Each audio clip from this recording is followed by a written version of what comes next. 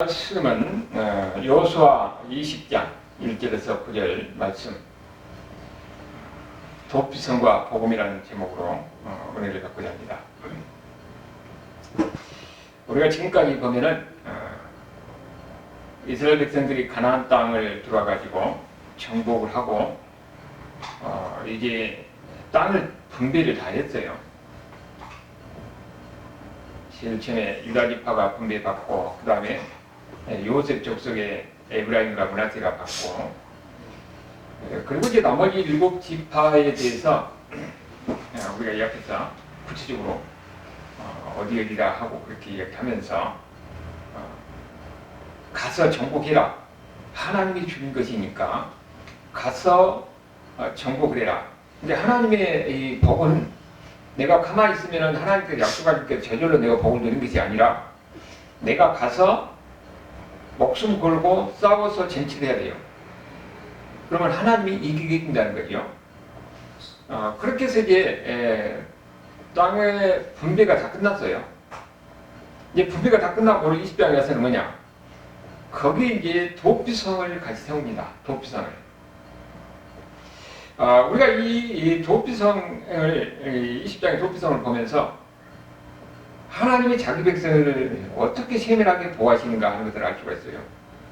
땅을 다 분배를 하고 그들의 생활 속에서 일어날 수 있는 일에 대해서 자기 백성들을 보호하기 위한 하나님의 사랑이 거기에 들어있어요. 도피성이 뭐냐면은 오늘 여기 20장에 나온 것 같이 사람이 부지 중에 과실범이죠. 사람을 죽일 때에 그들을 살릴 수 있는 방법을 만들어준 거예요. 하루길로 내가 도망가서 열심히 가서 갈 수 있는 거리마다 이렇게 도피성을 만들어 가지고 거기에 들어가서 나중에 확인을 받으면 목숨을 부지하고 살 수 있다. 그래서 이 도피성이라는 것을 만들었어요.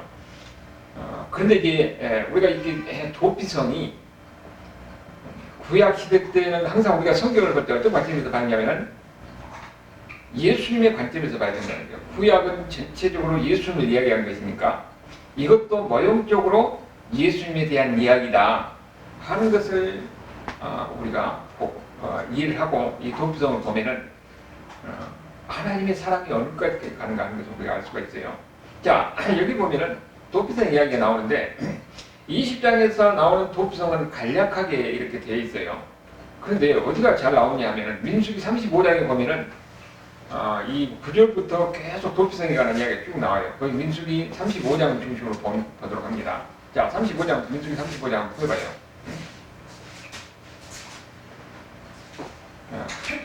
민수기 35장, 거기 한번 펴보면은, 그것부터 이제 쭉 이렇게 보니까.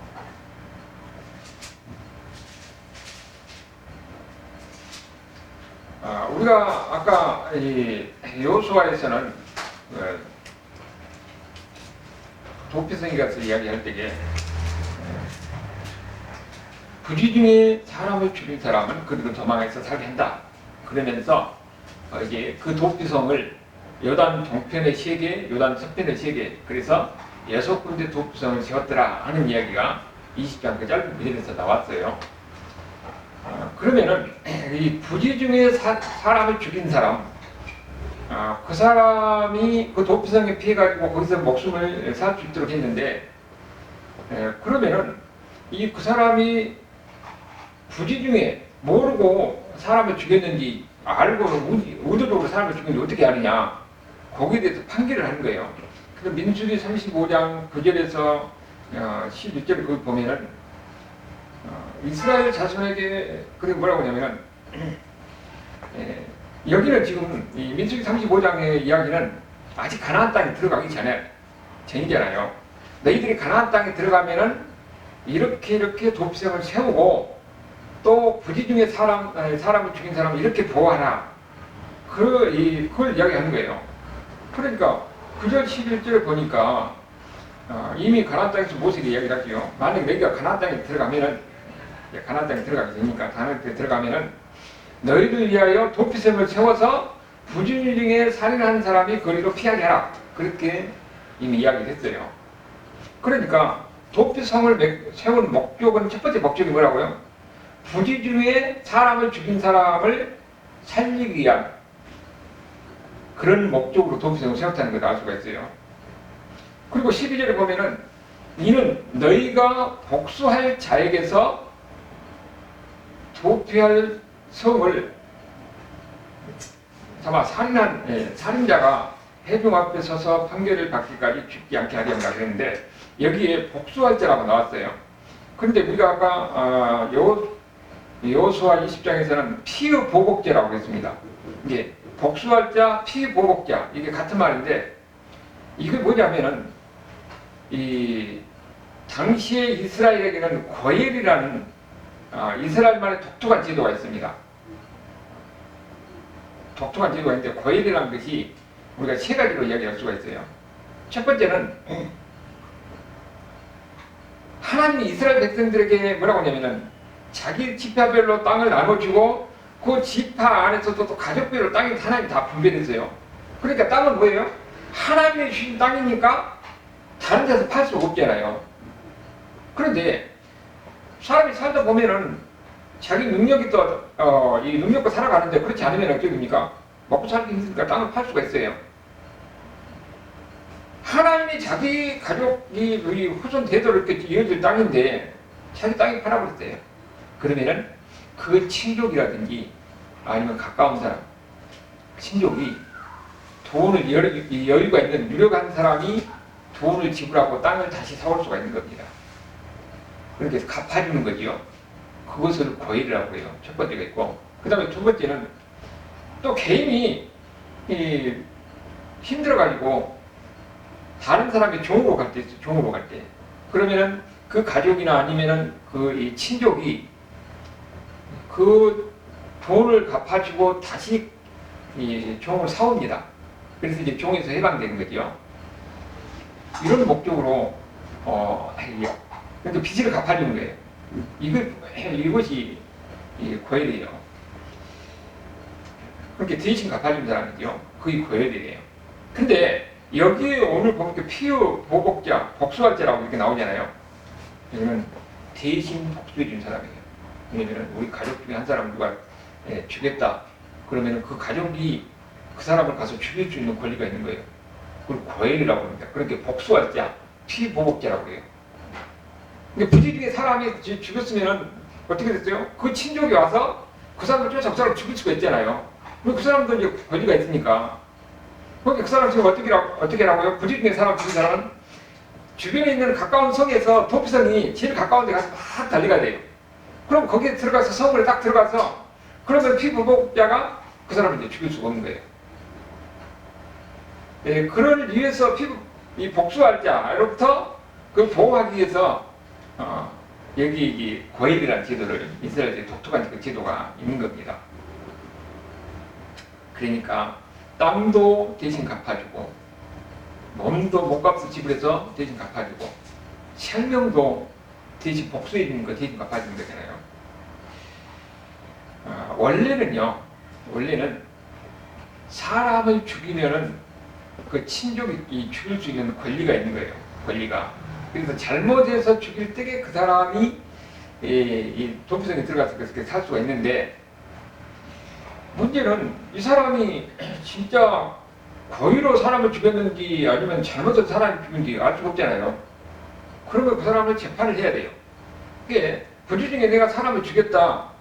그러면은 제일 먼저 되니까 가까운 성읍에 그 도피성인데 막 도망가죠.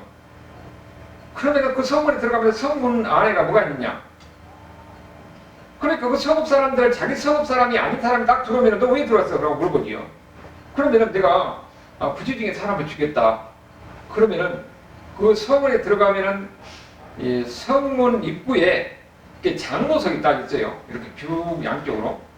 근데 이 성문 입구에서 거기에서 이 성읍에 관한 모든 일을 거기서 해결합니다. 그 모든 문제를 그 장로들이 모여가지고 해결하는 거예요. 그런데 외부 사람이 들어가지고 자기가 사람을 모르고 죽였다 하면은 거기서 이제 와가지고 거기서 이제 판단을 하는 거죠. 그러면은 이 사람이 부지기에서 살인한 게 아닌지 모르니까 일단 이 사람의 고향에 있는 요거는 자기가 죽이고 이제 그렇게 가까운 데 왔으니까 이 사람이 원래 고향에 있는 도피성이 있어요. 그러면 그 사람을 호성에 갑니다. 호성에 가지고 원래 고향에 있는 이 성읍에 거기서 재판을 받아요.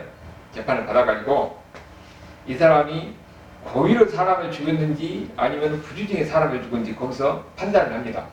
그래서 고의로 사람을 죽였으면은 그 사람은 어떻겠어요? 거기서 죽음을 당하는 거죠. 근데 거기서 장로들 그 재판을 하니까 부주중에 사람을 죽였다. 그러면 이 사람을 다시 호송해서 원래 자기가 갔던 도피성으로 다시 돌아와요. 그럼 거기서 어땠냐? 거기서 목숨을 부지하고 사는 겁니다. 네, 그게 13절, 14절에서 그렇게 이야기하고 있어요. 이게 그 12절에서는 이제 고엘이 이제 그 성에 들어왔으니까 죽일 수가 없는 거죠.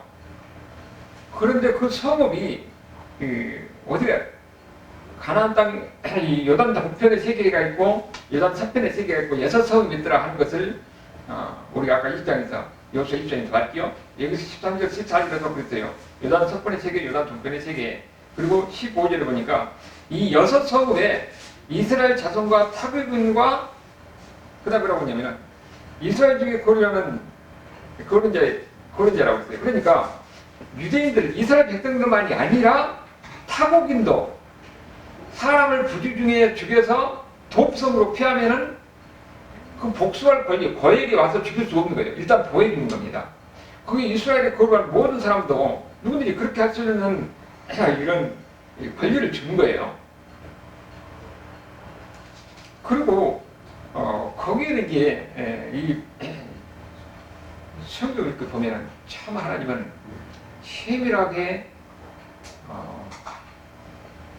이렇게 자기 백성들을 사랑하신데 이렇게 세밀하게 이렇게 규정을 정해가지고 그들을 보호한 것을 볼 수가 있어요.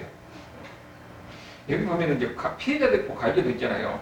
그러니까 16절에서부터는 도망했는데 이 사람들이 고의로 죽인 그런 예를 드러났어요.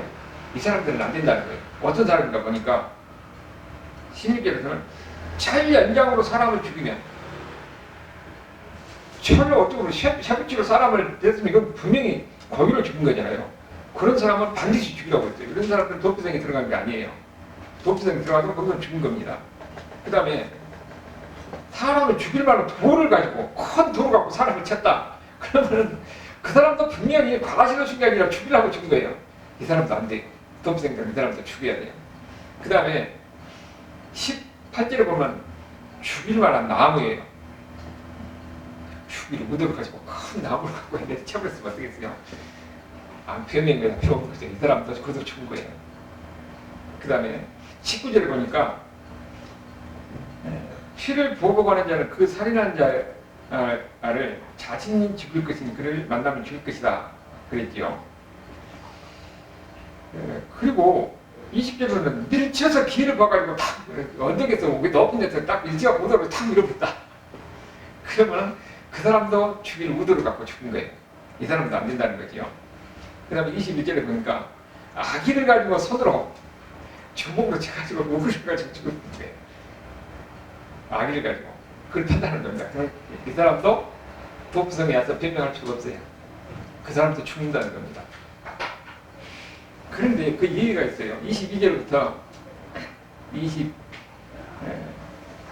25절까지 나왔는데 아기가 없이 우연히 밀치거나 기회를 엿보없이 무엇을 던지거나 이게 아기가 없이 우연하게 그냥 돌 하나 탁 던지다가 저 사람 맞아서 죽었거든요. 그러면 그것은 우연한 것이라는 거죠. 그 다음에 또 보지 못하고 사람을 죽일 만한 돌을 던져서 죽일 때 그것도 불의 중에 사람을 죽인 거지요. 그리고 24절에 보면은 회중의 친자의 피와 보고 가는 자 간의 규례를 판결하여 그 피를 보고 가는 자의 손에서 살인한 자를 건져내고 그 다음에 이런 사람 어디로 가면 겁니까? 이런 사람은 도피성으로 도망간 거죠. 일단 도피성으로 가면은 이런 경우는 고의가 아니니까 거기서 살 수가 있는 거예요. 그러니까 도피성의 첫 번째 목적은 뭐냐?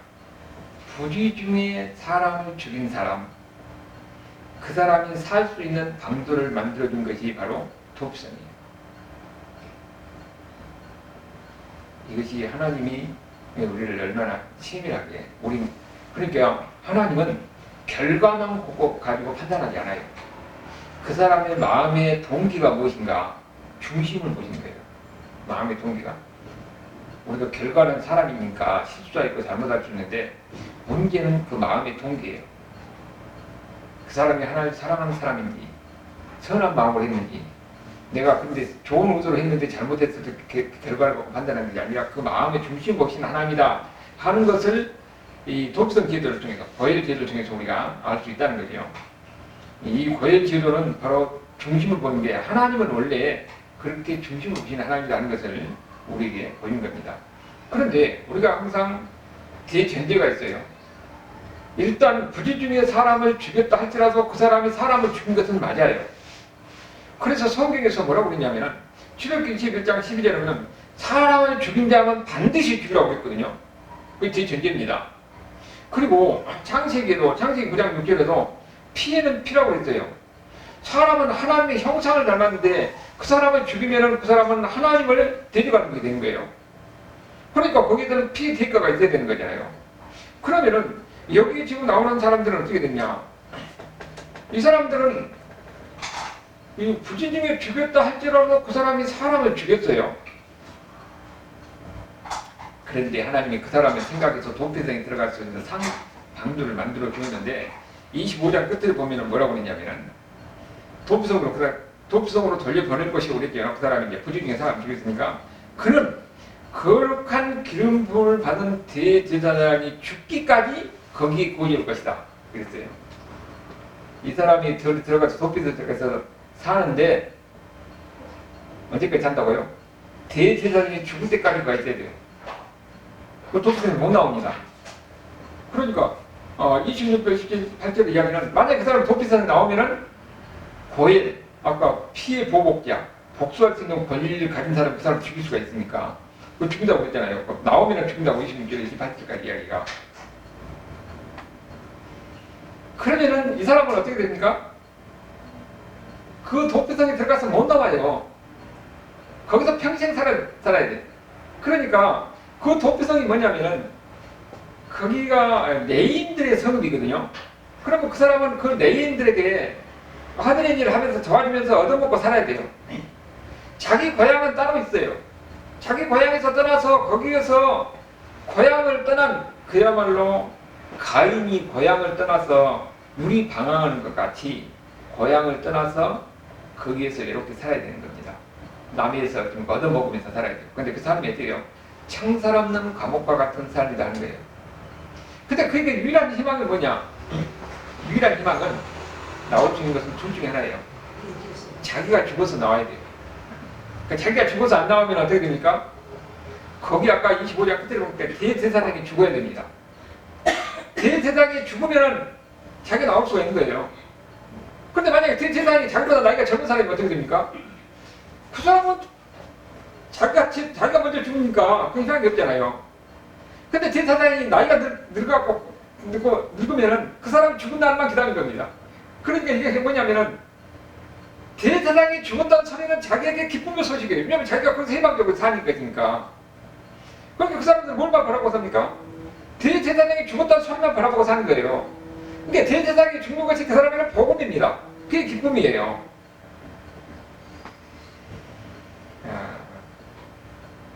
여기에 그 사람이 살인하면은 반드시 피해 대가를 받아야 된다고 했잖아요.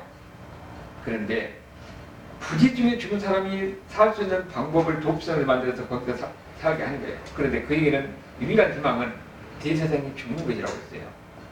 그게 복음이라고 했죠. 이건 뭘 이야기하는 거예요? 우리에게는 기쁜 소식이 뭡니까? 예수님의 죽음이 우리에게 기쁜 소식이잖아요. 이것이 그러니까 예수님의 죽음을 상징적으로 보이고 있는 것이 이 도피성 제도예요. 우리의 대제사장 대신 예수님의 죽음이 우리에게 기쁜 소식이 됐으니까 마찬가지로 이 사람도 여기에 도피성이 있는 여러 사람들이 있을 거 아니에요. 이 사람 여기 한 사람이 아니라 그 사람들은 오직 대제사장의 죽음만 바라보고 있는 겁니다. 그러니까 대제사장이 죽는 것이 그렇게 기쁜 소식인 거예요. 우리에게도 우리의 대제사장된 예수님 죽음으로 인해서 우리가 죄에서 해방되어서 우리가 구원받는 겁니다. 우리 죄 문제에서 해방되는 거예요. 죄에서 완전히 해방되는 겁니다. 그래서 예수님의 기쁜 소식이 우리에게 복음이 되는 거죠. 그래서 이 도읍성 기도가 예수님에 관한 면을 이야기하는 겁니다. 한 사람의 죽음이 그들에게 복음이 되고 예수님의 죽음이 우리에게 복음이 되는 거지. 왜 그들에게 복음이 되느냐? 예수님이 우리들은 원래가 이 도읍성에서 있는 이 사람들처럼 우리도 죽을 수밖에 없는 존재인데 예수님이 죽으심으로 해서 우리가 지혜에서 해방되어서 우리가 살 수 있게 되는 거죠. 그 면을 이야기하는 겁니다. 여기 보면은 이 사람이 어떻게 됩니까? 이 도읍성 있는 사람이 대사장이 죽으면은 그게 해방되잖아요. 그러면 어떻게 됩니까? 다시 고향으로 들어갈 수 있어요. 고향에 들어가서 이제는 모든 권리가 회복됩니다. 사람과의 관계도 회복되고 자기의 어떤 권리도 회복되고 모든 것이 다 회복되어서 정상적인 삶이 되는 거죠. 우리도 마찬가지로 예수님을 믿음으로 예수님이 우리의 대제사장으로서 죽으심으로 말미암아서 결국은 우리도 하나님과 관계에서 모든 것이 회복되는 겁니다. 원래 하나님의 형상으로서 하나님의 자녀로서 위치가 우리가 회복이 되는 거예요.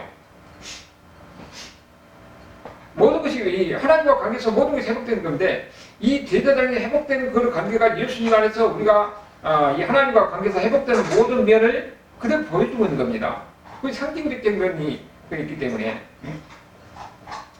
그래서 히브리서 9장에 보면은 11절 12절에 있어요. 예수님이 우리 자기의 피로서 영원한 속죄를 이뤘다고 그랬잖아요. 단번에 그래서 우리가 예수님의 하나님의 성소에 들어갈 수 있는 권리를 가졌다. 예수님이 죽으심으로 인해서 우리가 하나님과 관계가 활짝 열리고 이제는 하나님 앞에 마음대로 갈 수 있는 권리. 다시 말하면 우리가 하나님 안에서 생명을 우리가 얻게 된 겁니다. 생명을 얻고 죄에서 용서를 받고 생명을 얻고 하나님의 자녀 그리고 하나님 안에서 있는 모든 이 은혜를 함께 누릴 수 있는 이런 사람들이 되는 거죠. 그것이 도피성을 통해서 우리에게 이야기해 주는 겁니다. 그런데 우리가 한 가지 볼 것은 도피성은 우리 중에서 무엇을 얘기했냐? 구약에서는 항상 처음에는 하나님의 뜻이 희미하게 보여요.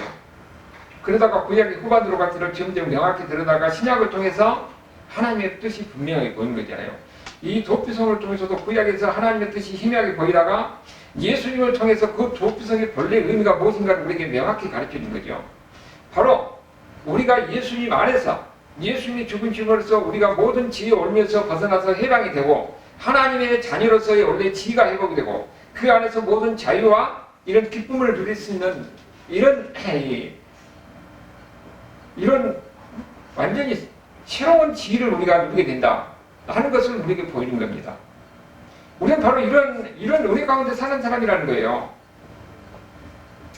그래서 복음이 우리에게 기쁨의 소식이 되는 거예요. 예수님의 그 십자가의 중심, 그 복음으로 말미암아 하나님께서 우리에게 주시고자 했던 본래 모든 것이 회복되는 창조 때 하나님께서 우리에게 주셨던 모든 것이 회복되는 겁니다. 이런 의미가 도피성을 통해서 우리에게 가르쳐 주는 거예요. 그래서 이 복된 소식을 모든 사람이 듣고 지혜에서 해방되어서 하나님 안에 있는 진정한 하나님의 자녀로서 지혜를 회복하고 복을 누려야 된다. 그렇기 때문에 복음이 중요한 것이 중요하다는 것이죠. 이런 은혜 가운데 사는 저와 여러분의 삶이 될 수 있기를 주님으로 축원합니다. 아멘.